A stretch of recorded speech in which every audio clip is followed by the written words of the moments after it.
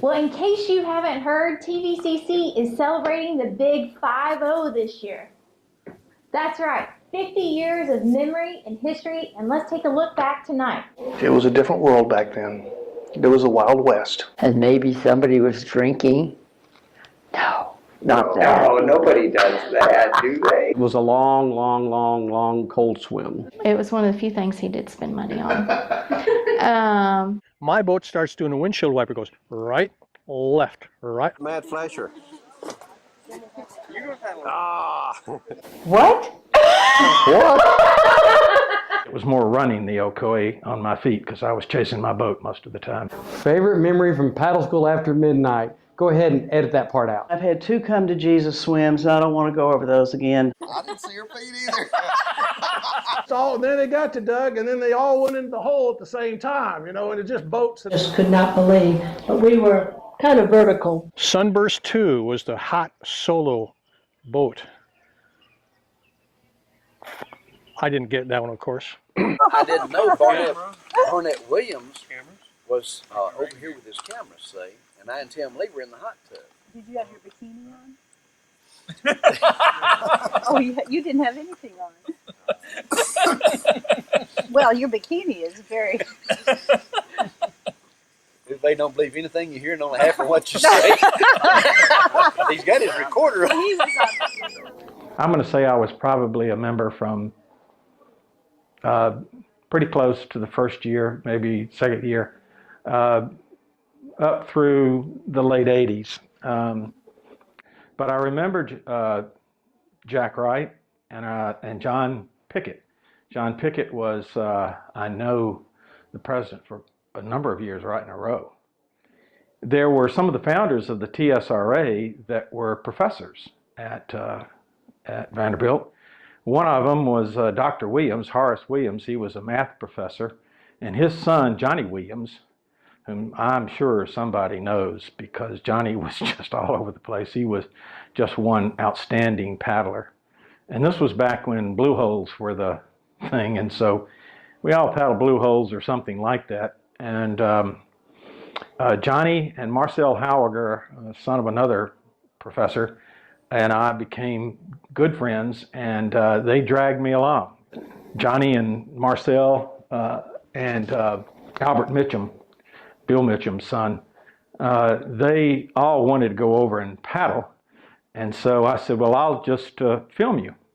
And I filmed them, photographed them, put together this multimedia presentation for our class that was called Creative Behavior. And all I wanted to do was get on the water, but I was so busy I didn't get on the water.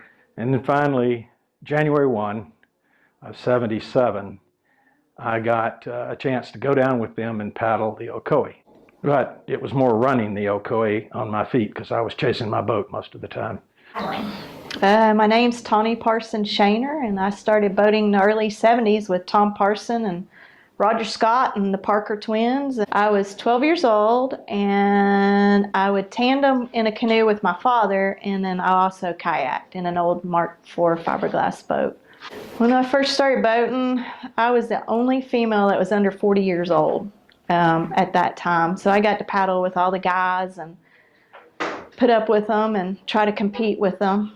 And we used to have a blast at the Hiwassee races, camping out all weekend and running amok and trying to put big boats through little gates. And the Ocoee was a lot of fun. That was a good one. I loved all of them we went on. We'd go to the Cartacay, we'd go to the Chattooga 3 and 4, we'd run the French Broad, the Nolichucky. We did all kinds of rivers back then. Running section 4 with all the open boaters, Dick Wooten standing up the whole way, and just watching them trash everywhere. They paddled big blue hole boats back then. It was a lot of fun. They were really good paddlers. My name is Jim Fortune.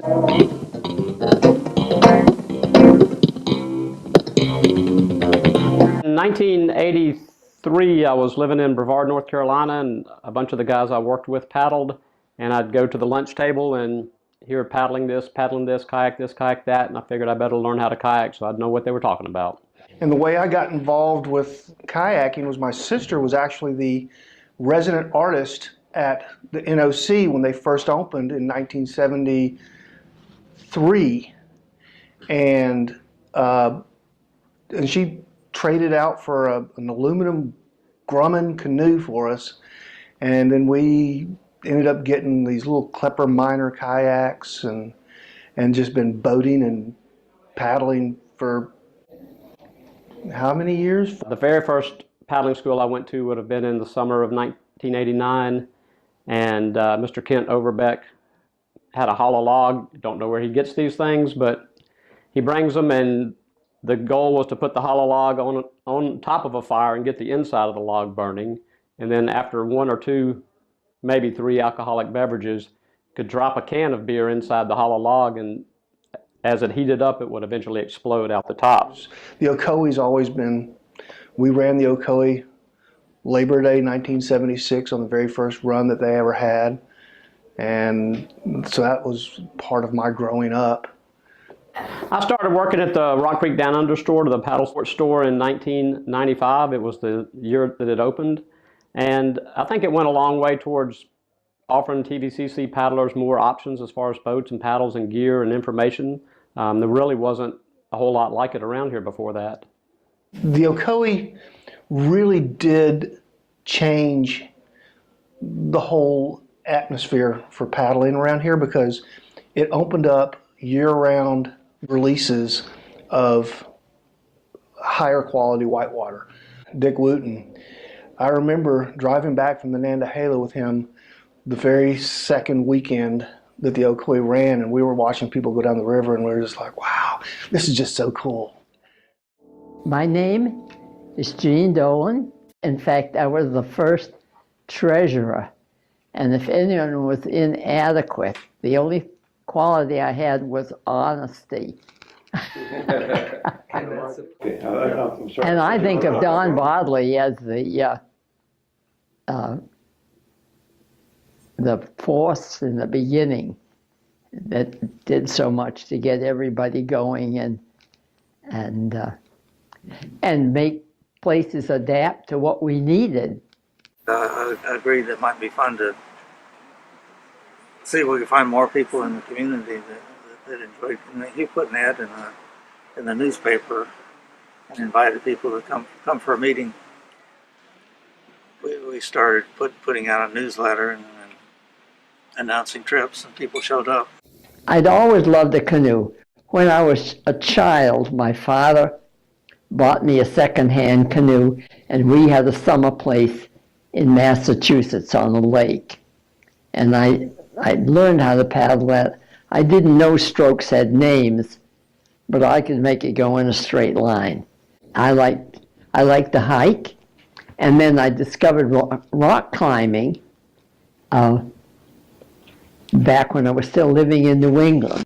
Nobody had kayaks then, so everybody had canoes, and they'd have one or two, occasionally have 3 people. The Sedgwicks came down from the north. I'm Chuck Sedgwick, and this is my wife, Bunny. I'm Bunny Sedgwick. Yeah. I think it was probably 1982, and we came in through Kent Overbeck. And I joined TVC in 1977. I actually, through the Boy Scouts, got me into paddling, and one of the other troop leaders had done some whitewater, invited me to come on the do some whitewater on the Hiwassee. And then I found out about TVCC, and it just progressed. I got into something I enjoyed doing and just followed that line, follow those V's down the river. Well, one of my favorite trips was years ago. They did a Memorial Day weekend on the Chattooga River down Section 3. And you drive up, camp for the night, and then go put in the next day, paddle down to this place on the river, hike up the hill to the campsite, hike down the hill the next day, and run the balance of Section 3. And that was always an amazing trip on a beautiful river, and one of the best parties that you'll ever experience. Cat was big into paddling in those days, and he was the Boy Scout leader for our youngest son, and was kind of looking for somebody to paddle with him. And so he took us out onto the Hiwassee, and okay, we went over the bridge to the Hiwassee, and they hadn't turned on the water. Up on top of the mountain above the Hiwassee. And we got out to look at it. And Bunny looked at it, and she said, "I bruise very easily." And Kent said, "Well, hon," he said, "they haven't turned the water on yet." And she said, "I bruise very easily." And I did. Now, we had a good time, and we were leaving the river now. Now we've gone down to Hiwassee first time, and we're leaving. And Kent had, I think, four boats on his car. Okay, so here's this multicolored thing going down the road ahead of us.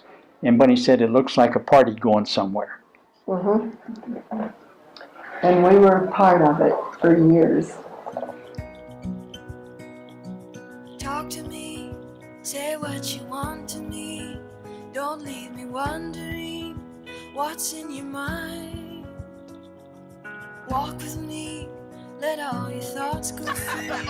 Open the lock with me, see what we find. Talk to me, just tell me everything. We don't have anything left to lose. If you just talk to me, say what you feel. And we argued over names, but they ended up with the Tennessee Valley Canoe Club. What is it? It's the Canoe Club. And where is it? In Tennessee. I guess the Buffalo River trip was the high point of our year. And we've done it about 15 times. Whole bunch of times. And we did it from Chattanooga, we did it from Pittsburgh, Pennsylvania, and we did it from Minneapolis, Minnesota. We'd meet the TVCC down at the, either in Conway or where you're going to put in, And so they were going west, I guess, and we were going south, but whatever. It worked out pretty well, and it was fun. And we met the same folks every year, and it was great time, great friends. Almost nobody had had any experience in being part of a school. We just knew that we needed paddling schools. So everybody winged it. I stay at home beside my telephone. These days I feel alone. These quiet nights, I wish you'd call me up, say you've had enough. Wanna start making up for lost time. Talk to me, don't make me wait to see if you might choose to leave this all behind. Talk to me, say what you feel out on the breeze. Talk to me, whisper your fears and they'll fall like the leaves.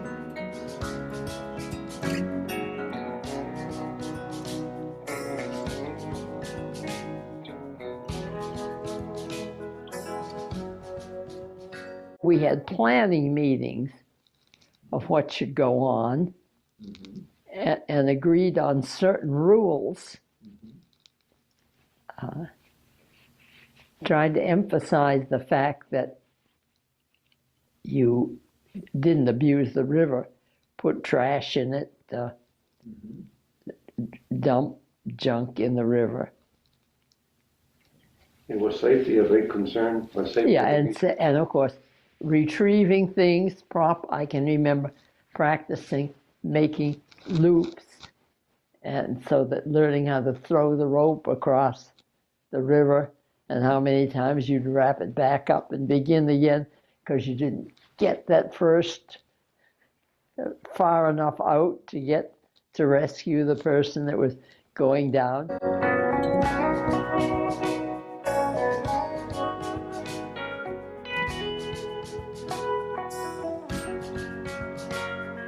Talk to me, just tell me everything. We don't have anything left to lose if you just talk to me. Say what you feel out on the breeze. Talk to me, whisper your fears and they'll fall like the leaves. Whisper your fears and they're safe with me. Oh, hey, what's this here?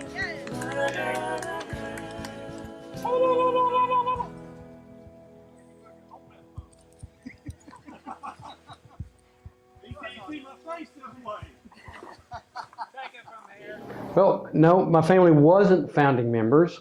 I consider us, I guess, first generation maybe because John Alden and my father worked together, both engineers of combustion engineering, and my dad moved here, didn't know many people, was into the outdoors, had done a lot of caving and hiking and that kind of thing, and so he started getting interested in paddling. So John Alden brought him into the club, and over the years, my dad did a lot of trips with John Alden, and I got to know John Alden personally and paddled with him on many trips, and you know, John just told me some tremendous stories over the years about his family and paddling and that kind of thing. I remember one time on Bull Sluice, Section 3, I was paddling in tandem with my dad. I was probably about 13, 14 years old, and we went over, didn't have knee braces back then, and or knee straps rather, and we went over. He low braced it, I went out, and I finally popped up and I could hear everybody cheering, and I thought they're cheering because I popped up, how cool, and I looked up and there's my dad with this stupid grin on his face, and he had low braced his way out of it and came up with a boat full of water. I'd like to kind of throw out a tribute to John Alden because he was so instrumental to me. John was an eccentric individual, if you knew him, and wasn't pretentious in the least little bit. And one time we were on the Rio Grande and just sitting back watching the stars. And I think I was home from college in spring break, and I met them, headed out to Texas, and he started telling me a story, and he started telling me about his genealogy that he had been tracing. And his name is John Alden, and he's been a direct descendant of John Alden all the way back to the Mayflower, and he traced it. And I always thought that was really cool that we have a descendant of the Mayflower who was a founding member of our club. Now we're spinning on Billy's Island. Took a wrong turn. Because Uwe said turn right. All right. Where did we go wrong? Well, what's wrong with Billy's Island? Well, No, apparently no nothing. cabin, no water, No women. No women. No women. no volleyball, no potty. Ah, boo. For sure. Well, what are we gonna do about it? Ta-da! Ah, all right. We'd moved to Chattanooga from Knoxville, where I'd spent basically a decade solo and double tandem paddling a 17-foot canoe. And about the 5th year in, I kicked the rider out and went solo with thigh straps. Woo! That was really exotic. And within about a year, year and a half, my knees, ankles, wrists, elbows gave out. I said, screw this, I'm going to C1, where you put a deck across the boat, and you can still kneel and use your single blade, which is good, because I had those skills. And I got into a fiberglass C1, which was a piece of crap. But luckily, I'd been a fiberglass boat repairman in Houston for a decade, so every weekend I'd spend 6 hours repairing the damn boat and go out again. Eventually, I dropped that sucker for a plastic C1, woo, which is really cool. And then after maybe a total of 7 years, my wrists, elbows, knees, shoulders gave out, and I went to a kayak. And I loved it because my butt was on the floor, my center of effort was lower, I had 2 blades to play with. It was great. And then after that, I quit doing the stick and went to hand paddles, because I used my C1 skills for edging and all that stuff, and then hand paddled, and I had a great time. And then when it came time to instruct, I had to go back to a stick, so I was going back and forth. But the story of changing boats, I achieved mediocrity in several different boats, and I'm really proud of that.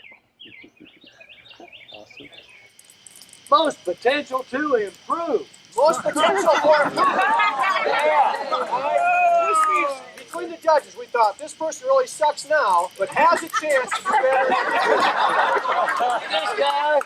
And the winner is. How many of those you got? We got a lot of people here. No, this guy started paddling just at canoe school, and we feel he really has potential. We're serious about this one. This is a serious trophy. Yeah, we're serious. This is actually a new trophy. Oh!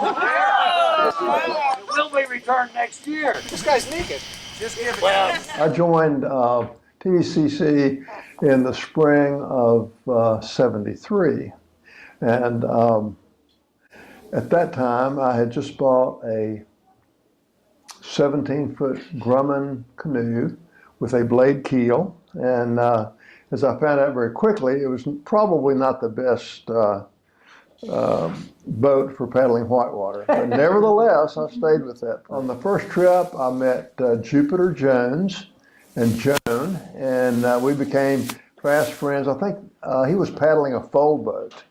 And after we had paddled, this was probably on the Sequatchie, and this was in March, and the great floods of Chattanooga came in March. 73. And Jupiter said, hey, I heard there's a river called the Hiawassee that ought to be really good because it's 20 feet above flood stage. So we got the aluminum canoe and the fold boat, and I think we found a TBA map and got to the put in and made it through clean. No eddying out, nothing, just a straight run, big drops, bailing about half the time. And it wasn't until about a year later that I realized that we probably both should have died on that run. About mid-80s, Yeah. Doug and I started dating in '83, and it wasn't long after that that we started paddling I started paddling with the Canoe Club. So, yeah, I paddled with Doug tandem for a long time, and then decided finally that I wanted my own boat. So I got a boat, and I went to paddle school, and I thought, I have this. I've got it. So we get to the put-in on the Hiawassee, and I put my paddle in the water and start to paddle, and the boat just goes around and around. You know, because I'd been paddling with Doug, I'd never learned to J-stroke. I had no idea what I was doing. And Bill Hutchison paddled up and took me down the river. He kind of took me under his wing, but I paddled the river mostly backwards on that first trip. I met Diane Mays at TVCC, and we have become lifelong friends, and for that I will be forever grateful. Yeah. And Steve too. I'm Diane Mays. I'm Steve Mays, her husband. We joined back, I guess it was 90 or 91. I had a friend that worked in one of the offices that I was associated with that was a kayaker, and we got a bunch of the people from our offices to come up and canoe, and we got terribly wet, but the fever was, we caught it. Just met so many fabulous people that we're still friends with. Allison Felinsky, Bill, who is no longer with us, and Lyndon Doug Graydon, Hugh Worthy, Daisy Blanton, Daisy Blanton, Julia and Dave Dupree, and it was just like family. Paul Shawn. Paul Shawn. Nobody's ever heard of him. And now, I know you know Paul Shawn's name. He was called the Camp Dog. Well, I just have a ability to go around to all the campfires at paddle school and tell a few stories, and then I always felt like I needed to be rewarded with either a beer or something to eat. Because he never brought any food. Or beer. Or beer.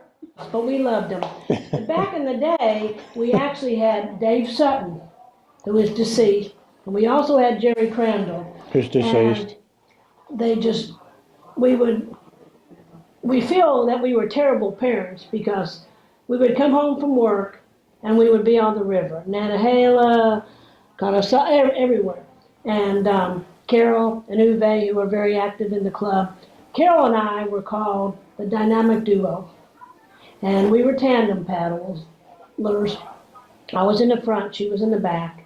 And we camped, did overnight trips, every weekend. And it was just so much part of our lives. And it was just a fun time. We met so many nice people that are, still our friends now. Uwe and Carol, Doug and Linda, Becky and Jeff. And those are kind of friendships that, even though you don't see them every day, we're not paddling with them every day, that we're try to stay in contact with them. And, we knew about our children, Carol's 3 boys. We knew about them getting married and have grandchildren. We attended their weddings. It was just a major part of our life. Yeah. Hi, I'm Paul SHOUN. Well, thankfully, none of my early transgressions and swims are ever been caught on film. So I was already a raft guide on the Ocoee, and then I was a canoeer with some people. Actually, I met some people at a costume party. I was dressed up as a kayaker, and I ran into these people at a costume party, and they all made fun of me because all my gear was brand new. I can remember leading a group from TVCC up at the Golly one time, and I've done that for, 20, 30 years. And we would have like 20 people on the lower Golly, and nobody had ever been on it but me. And so I would tell them, we'd get a big huddle before a big rapid, and then we'd start running it. And I would see them as the farther it got back in line, they kept inching off the real line until they all of a sudden started going right into the middle of the big holes.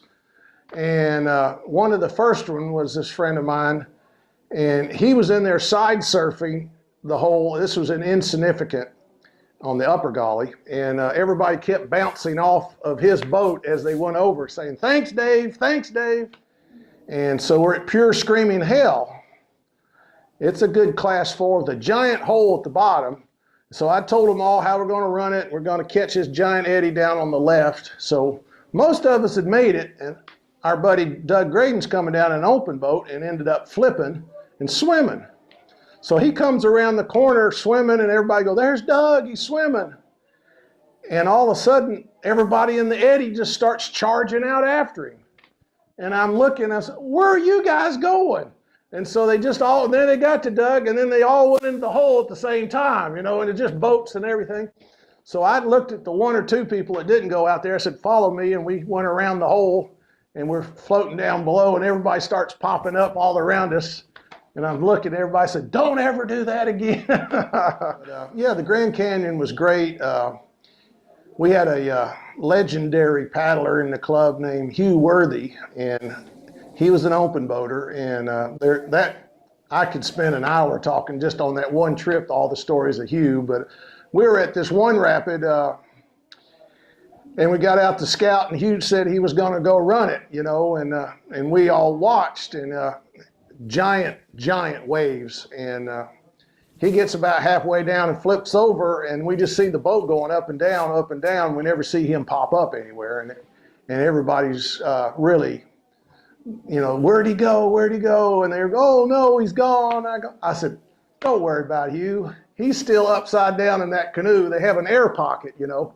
And so he's up there breathing, just waiting for it to calm down. And we waited and waited. He got down there. All of a sudden, you see, he popped right up. And the outfitter had been with Hugh about 10 years before.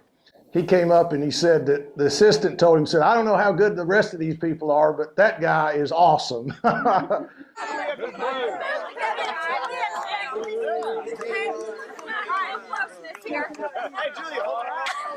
Get away from me. Get in there. Okay, bribe that judge. Oh, wonderful. Good job. Well, my name is Taylor Watson. I'm also known as Mama T. What's Taylor supposed to do? Will you tell the captains what we're supposed to do? Oh, eventually. Okay, good.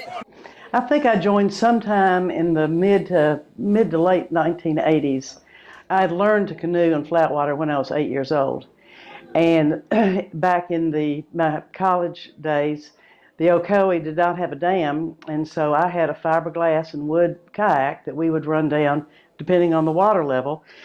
And I realized then that that was a sport that I really wanted to do. So like Ken Overbeck said, I got back into it with the Girl Scouts. As a matter of fact, Kent and Rick Arell and I had a very memorable day on the upper Hiwassee, well, also on the lower Hiwassee, with a bunch of Girl Scouts in a Grumman canoes, and you can imagine what the rocks did to us. I still have the last 17-foot blue hole OCA that came off the line before it was sold. And I learned to solo paddle in that canoe with TSRA, and you talk about a challenge. I had no thigh straps. I had no knee braces on my first trip. By the time I got home, I couldn't get out of the car because my legs wouldn't work. There was nothing left. But the bug bit, and I began to work with the Girl Scouts, and then I joined TVCC and went to my first girls' camp out up at Chilhowee Park, and that's where I met Lois Newton and Diane Mays and Linda Graydon, and they are to this day some of my dearest friends. I think one of my most favorite is during paddle school, there was a full moon, and the instructors decided that we would, after we sort of saw that camp was settling down, and of course we hadn't been drinking at all, that full moon seemed to be calling us. And so we wanted to see how many canoes and kayaks we could get into Lois Newton's truck and to go up to the top and run the river in the moonlight. It was an experience I will never forget. But your senses came alive, your ears came alive, your eyes came alive, your sense of smell and your taste came alive.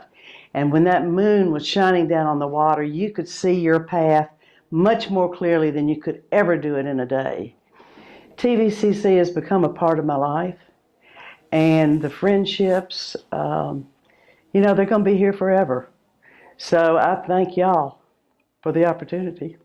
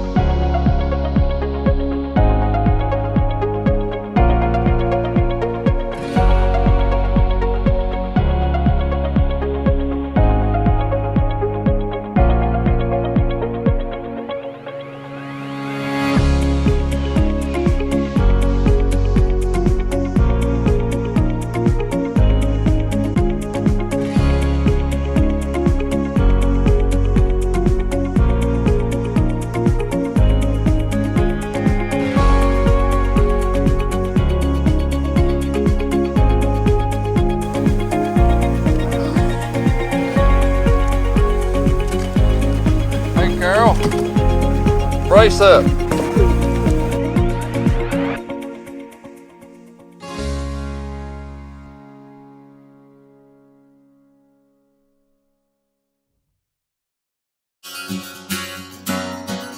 Very cohesive group of people that were like-minded, and it wasn't just the hardcore people. It was the everyday people who were out paddling. But TVCC was more of a community than it was just a group of people paddling.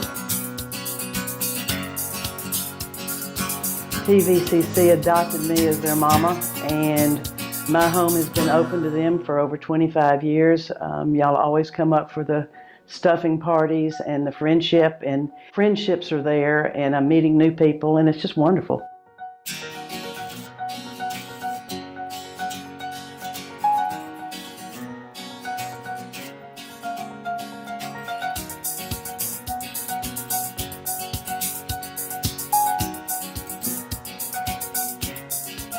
I think anytime you paddle with somebody, it's sort of a bonding experience. And I've got friends that I probably haven't paddled with or seen for 20 years, and I run into them, and it's just like we've never, never missed a beat.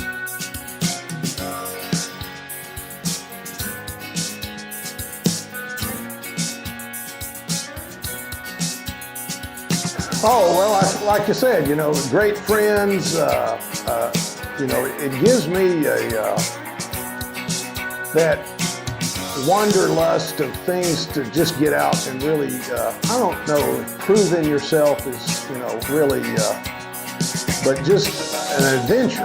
It's been an adventure, and you have people to go with you, and people that share it.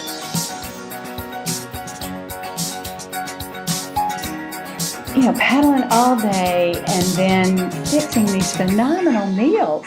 Yeah. We used to we ate out a lot, but a lot of times at night when we were camping, we would just whip up some of the most amazing stuff, and just those wonderful nights sitting around the campfire, eating, drinking a little wine, hanging out with friends. I miss it.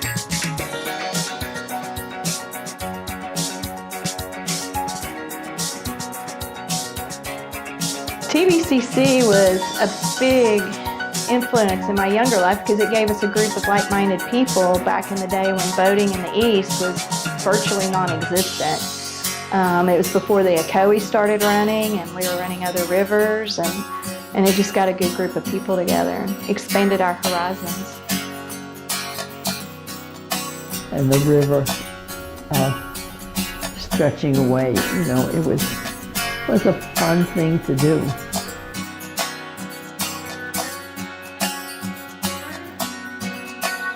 I think of TVCC, I think of old friends. I mean, just friends that I've made over the years, and the paddling community is just unique. I don't know how to explain it. You're friends and you're friends for a long, long time. It's just a great organization. It's brought a lot of people together and taught a lot of people to paddle, and hope I'm around for the next 50 years.